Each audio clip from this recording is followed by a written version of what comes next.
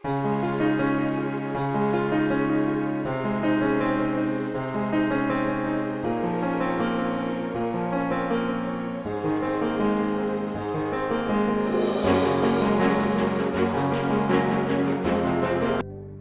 morning and good evening. How are you everybody? നിങ്ങളെല്ലാവരും സുഖമായിരിക്കുന്നു എന്ന് വിശ്വസിക്കുന്നു. പ്രഭാതവന്ദനങ്ങൾ, സന്ധ്യാവന്ദനങ്ങൾ. I believe you're all doing well. റോമർ 15:14 വായിക്കുമ്പോൾ, സഹോദരന്മാരെ, നിങ്ങൾ തന്നെ ദയാപൂർണരും സകലജ്ഞാനവും നിറഞ്ഞവരും അന്യോന്യം പ്രബോധിപ്പിപ്പാൻ പ്രാപ്തരുമാകുന്നു എന്ന് ഞാൻ നിങ്ങളെക്കുറിച്ച് ഉറച്ചിരിക്കുന്നു. Romans 15:14 says, I myself am convinced, my brothers and sisters, that you yourselves are full of goodness, filled with knowledge and competent to instruct one another. നമ്മുടെ ജീവിതത്തിൽ ബൈബിൾ ഫോളോ ചെയ്യുമ്പോൾ നാം മനസ്സിലാക്കേണ്ടത് അന്യോന്യം പ്രബോധിപ്പിക്കുന്നവൻ ആയിത്തീരണം. When we study the Bible, we understand that we must become people who instruct one another. ബന്ധം നഷ്ടപ്പെട്ടു പോയവരെയും തള്ളപ്പെട്ടവരെയും എല്ലാം ചേർത്ത് പണിത് അവരെ പ്രബോധിപ്പിച്ച് അവരുടെ കുറ്റങ്ങൾ തിരുത്തി അവരെ ഉടച്ചു കളയാതെ അവരെ ഹൃദയമാകുന്ന ആ നെഞ്ചോട് ചേർത്ത് പിടിച്ച് അവരെ പ്രബോധിപ്പിച്ച് വളർത്തിയെടുക്കുന്നവരായി നമ്മൾ തീരണം. We must become people who love people, who instruct the people, those who don't have anything, those who have lost everything in life, those who have lost their relationships and people in their life. We must hold them close to our heart and we must love them and instruct them.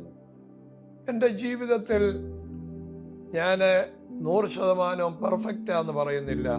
പക്ഷേ പലരും എന്നെ പ്രബോധിപ്പിച്ചും ശിക്ഷിച്ചും ഗുണദോഷിച്ചും ഒക്കെ പറഞ്ഞത് എനിക്ക് correct ചെയ്യാൻ ദൈവം ഇടയാക്കിയിട്ടുണ്ട്.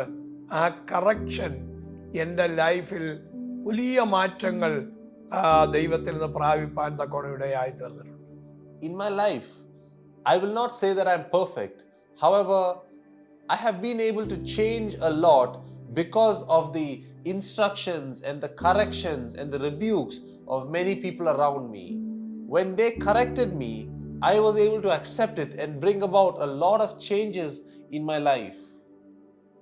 നമ്മളെ അങ്ങനെ പ്രബോധിപ്പിക്കുമ്പോൾ നാം അത് ശരിയാണെങ്കിൽ അംഗീകരിക്കുകയും അത് മനുഷ്യൻ്റെയും ദൈവവും പാകുകയും ഏറ്റുപറയുകയും കീഴ്പ്പെടുകയും ചെയ്യുമ്പോൾ ഉണങ്ങി നിൽക്കുന്ന ഒരു മരം തളിർത്ത് ഫലമുള്ളതായി തീരുന്നത് പോലെ നമ്മുടെ ജീവിതത്തിൽ ആത്മാവിൻ്റെ നല്ല ഫലങ്ങൾ കായ്ക്കുവാൻ തക്കവണ്ണം ഇടയായി തീരും.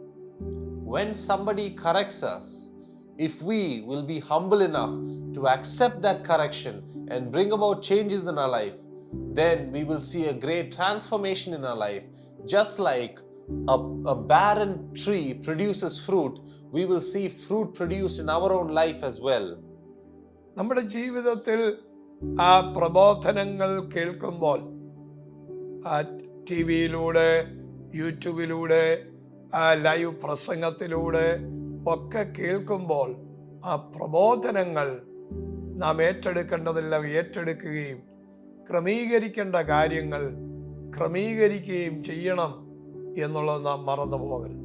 When we see instruction and teaching from different people, when we see it on live television or on YouTube, if we will humble ourselves and receive that correction and that instruction through that teaching, then we will see great transformation in our life. ഈ ദിവസങ്ങളിൽ നാം വളരെ കെയർഫുള്ളായി ശ്രദ്ധയുള്ളവരായി മുന്നോട്ട് നമ്മുടെ journey തുടരുക. Journey നിർത്തി ചില വാക്കുകൾ നിമിത്തം പുറകോട്ട് ഓടിപ്പോകരുത്. നമ്മുടെ ജയകരമായ ആ ക്രിസ്തീയ ജീവിതം പിന്തുടരുവാൻ ദൈവം നമ്മെ സഹായിക്കട്ടെ. In these coming days, we must be very careful about our life and about our talks. because of a few words or actions, let us not disqualify ourselves. May Christ give us grace in the coming days. നമ്മുടെ ജീവിതത്തിൽ ആത്മീക ദൗത്യങ്ങൾ ഏറ്റെടുക്കുമ്പോൾ, നമ്മുടെ അറിവിനൊത്ത് പോകുമ്പോൾ, ചിലപ്പോൾ അതിനേക്കാൾ അറിവുള്ളവർ നമ്മുടെ കാര്യങ്ങൾ അഡ്വൈസ് ചെയ്യുമ്പോൾ അതനുസരിക്കാൻ തയ്യാറാകണം. അത് റിജക്റ്റ് ചെയ്യരുത്. അത് വചനം കേൾക്കുമ്പോഴാണ് നമ്മുടെ ജീവിതത്തിൽ എന്നും പെർഫെക്ഷനിലേക്ക് വരുന്നത്, നമ്മുടെ തീരുമാനങ്ങൾ എടുക്കുന്നത്. കഴിഞ്ഞ ദിവസം ഞാൻ ഒരിടത്ത് പ്രസംഗിക്കുമ്പോൾ ലവിനെ കുറിച്ച്, പിണക്കത്തെക്കുറിച്ചുമൊക്കെ ഒരു ചെറിയ ഗ്രൂപ്പിൽ പറഞ്ഞു. ആ ഗ്രൂപ്പിനകത്ത് ഒരു സഹോദരൻ തൻ്റെ പെങ്ങളോട് മിണ്ടിയിട്ട് 7 വർഷമായി. ആ വചനം കേട്ട് ക്ഷമ ചോദിക്കാനോ ഒന്നും പറഞ്ഞില്ല. ആ പ്രബോധനം, ആ ദൈവിക സന്ദേശം അദ്ദേഹത്തിൻ്റെ മകൾ ആദ്യം ഏറ്റെടുത്ത് കരയാൻ തുടങ്ങി. രണ്ടാമത് അദ്ദേഹം കരയാൻ തുടങ്ങി. അവരെ ഫോണിൽ വിളിച്ചല്ല ചോദിച്ചത്, 7 വർഷമായി കയറാത്ത ആ വീട്ടിൽ അവർ കുടുംബമായി പോയി കെട്ടിപ്പിടിച്ച് ക്ഷമ പറഞ്ഞ് ആ ദൈവിക പ്രബോധനം അവർ ഏറ്റെടുത്തു. അവരുടെ കുടുംബത്തിൻ്റെ മുറിവുകൾ വെച്ച് കെട്ടി. അവരുടെ ജീവിതം മുഴുവൻ ഒരു സന്തോഷത്തിലേക്ക് മടങ്ങി വരുവാൻ ഇടയായി തീർന്നു. When other people instruct us, we must have the heart to receive that instruction. The other day, I was preaching at a small group, and there I talked about loving one another and about overcoming bitterness and difficulties and problems in relationships. At that time, there was one family over there, and there was a brother who had not talked to his sister and had relationship issues with his sister for more than 7 years. So when I preached this, first his daughter started crying, and then he started crying. And after the preaching, he went in person to his sister's house and he hugged her and he cried. They had restored their relationship. For more than 7 years, he had not talked to her or entered her house, but he went and overcame these difficulties by the grace of God, and he hugged her and started crying, and their relationship was restored. നമ്മുടെ ജീവിതത്തിൽ ഇങ്ങനെയൊക്കെ എന്തെങ്കിലും പ്രയാസങ്ങളുണ്ടെങ്കിൽ അതെല്ലാം ക്രമീകരിച്ച് മാനുഷികമായ നിലയിൽ ചെയ്യാൻ ബുദ്ധിമുട്ട് പോലെ തോന്നും. പക്ഷേ നാം അവിടെ ആ വാക്കുകൾ കേട്ട് എളിമപ്പെടുമ്പോൾ, ഒബീഡിയൻസിലേക്ക് വരുമ്പോൾ നമുക്ക് ലഭിക്കുന്ന ഹെൽത്ത് സ്ട്രെങ്ത് ആവും. മൈൻഡ് പെയിൻഫുൾ സിറ്റുവേഷൻ മാറും. നമ്മുടെ മുഖത്ത് സന്തോഷം കൊണ്ട് നിറയപ്പെടും.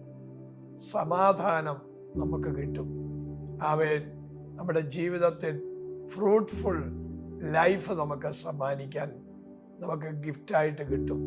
ഇതെല്ലാം സംഭവിക്കുന്നത് ദൈവിക പ്രബോധനങ്ങൾ നാം ഏറ്റെടുക്കണം. ആമേൻ. കീഴ്പ്പെടാൻ പറ്റാത്ത ചിന്തകൾ മാറ്റിയെടുക്കണം. ഞാനാണ് ലോകത്തിലെ ഏറ്റവും വലിയ ആള് എന്നുള്ള ചിന്തകൾ മാറ്റി വചനപ്രകാരം കീഴ്പ്പെട്ട് ജീവിപ്പാൻ കർത്താവ് നമ്മെ സഹായിക്കട്ടെ. We must be humble enough to receive instruction from other people. When we accept these corrections in our life, then we will see great changes. We will see that our pains are removed, our problems are solved. We will see that we receive new strength. We will see that many things that once hindered us and blocked us will be moved out of the way. But for that, we need humility. We need a humble heart to receive what other people are saying to us. കർത്താവിനോട് പറയാം, പല പ്രബോധനങ്ങൾ കേട്ടിട്ടും ഞാൻ reject ചെയ്തു. ഇനി എൻ്റെ ജീവിതം ഒരു ഉണർവുണ്ടാകാൻ, ഒരു റിവൈവൽ വരാൻ പോകുന്നു. ഈ പ്രബോധനങ്ങൾ കേട്ട് ഞാൻ ജീവിക്കും എന്ന് ദൈവസന്നിധിയിൽ സമർപ്പിക്കൂ. ഒരു വലിയ ഉണർവിന് വേണ്ടി നമുക്ക് കാത്തിരിക്കാം. Let's tell the Lord that, Lord, until now I did not obey. Until now, whatever I heard, I rejected those words and instructions. I did not prepare myself for the coming revival. But now let us surrender ourselves and prepare our heart for the coming revival of God and do whatever is needed in our life to set our heart right. ഞങ്ങളുടെ കർത്താവേ, ഈ വചനം കേട്ടുകൊണ്ടിരിക്കുന്ന അങ്ങയുടെ കുഞ്ഞുങ്ങളെ അനുഗ്രഹിക്കണമേ. Our Lord, I pray that you will bless your dear children who are listening to the word right now. അവരുടെ ജീവിതത്തിൽ ഇന്നത്തെ സന്ദേശം ഒരു ബ്ലെസ്സിംഗ് ആക്കി ദൈവം മാറ്റണമേ. Make today's message a great blessing in their life. യേശുവിൻ നാമത്തിൽ അവരുടെ ഉള്ളിലെ ഭാരങ്ങൾ എല്ലാം മാറ്റി വിജയത്തിലേക്ക് ദൈവം കൊണ്ടുവരണമേ എന്ന് പ്രാർത്ഥിക്കുന്നു.